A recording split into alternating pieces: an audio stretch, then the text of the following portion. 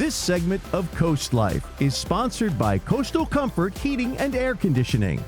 CoastLife, we're always trying to keep you and your home safe, and maybe you've noticed a funky smell coming from places in your house that maybe you shouldn't. If that's the case, it may be time to give Coastal Comfort a call. A little while ago, Paige Marley had a chance to sit down and chat with Lacey Coleman about some of those signs and when you should pick up that phone. So let's take a look.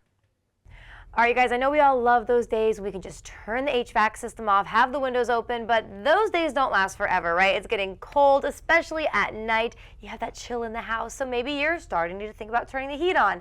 Hold on just a second. We have a little PSA for you, a couple home maintenance tips, if you will, before you turn that system on. So who better to talk to you about that than Lacey Coleman with Coastal Comfort. Lacey, thanks for being here today. Thank you so much for having me. Appreciate it. Yeah, we love having you because you always leave us with something to think about or something to, oh yeah, I have to go do that. So first, if you're turning your heat on, I've experienced this before. You're like, what's that smell? Uh-oh. You don't know what to do. You said this is a common problem. Definitely. With the first kind of wave of customers turning on their heat for the season, we get a lot of calls, and sometimes the fire department also gets some calls because homeowners smell, it smells like a burning smell, and they panic. It is normal for the first time when you turn on your heater, whether it's electric or gas. Sometimes it has almost a little bit of a burning smell, and it's the dust that was built up on the system over the past 5-6 months where we haven't been using that part of the system, and it is normal. It does go away within the first time or two of using the system. Usually the first time, depending on the runtime, it'll go away. So you don't have to panic. It is different than an electrical burning smell, so just kind of differentiate that. But you don't have to worry.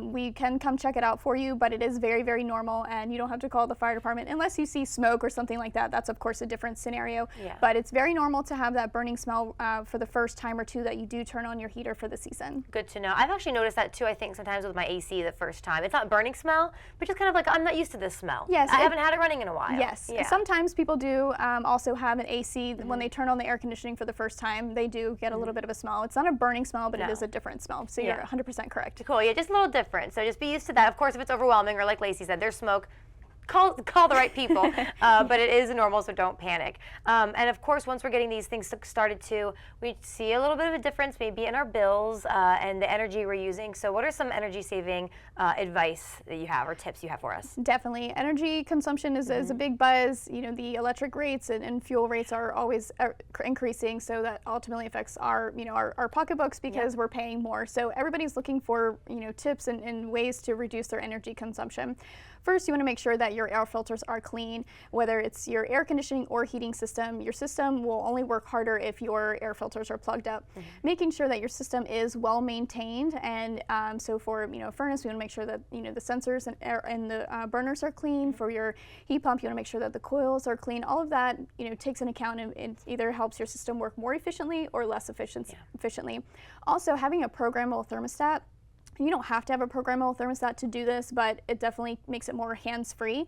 But turning down the system a few degrees, either in the evening when you're sleeping or during the day when the house is not occupied. So if you're turning that temperature down and you're reducing the demand for how long the runtime, that will also help. Having a programmable thermostat will automatically do that. So if you leave the house every day at 7:30 a.m. and the house is vacant until you get home at 5, then from that time frame it can be 3 to 4 degrees lower, and then by the time you get home in the evening, your system can already automatically be brought up to the temperature that you desire. For heat pumps though, this is important. If you do turn the system down 4 or 5 degrees, you don't want to turn it back up all at once. So you don't want to go from 65 degrees to 72 degrees and it will cause the emergency heat to come on, the backup heater kits, and that will definitely draw up your electric bill. So you want to bring it up slowly and incrementally, and that's why it's important to have a programmable thermostat installed. It will do that for you, so that way you don't have to, constantly run over and check the thermostat and bump it up a degree or two. So, but bringing on that auxiliary heat, the backup heat, will automatically start driving up that electric bill. So programmable thermostats are a great way to help conserve energy. I didn't even think about that.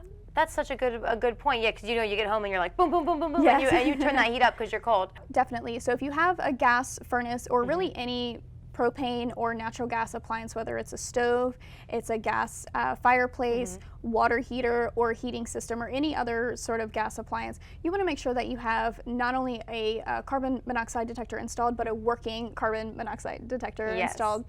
So you could test it, replace the batteries, or if you're not sure how old it is, it's best to just replace it. Manufacturers recommend that they should be replaced between 5 and 7 years. So if you're not sure, it's better to be safe than, to have a problem and then, not be able to have the device installed to protect you and your family. Definitely. You never really think about it until you need it, right? Definitely. So it's just a really good reminder. We're going into the holiday season here soon. We want to have a safe holiday season, everybody. So, Lacey, if they just aren't sure and they want, a maintenance check, if they are considering a new system, an updated system, what's the best way to get in touch with you guys? Definitely. So they can give us a call at 302-629-4700 and always coastalcomfort.com. Perfect. This is the better safe than sorry season. That's what I'm calling it, right? So Coastal Comfort's going to help you have that safe, good time with your family.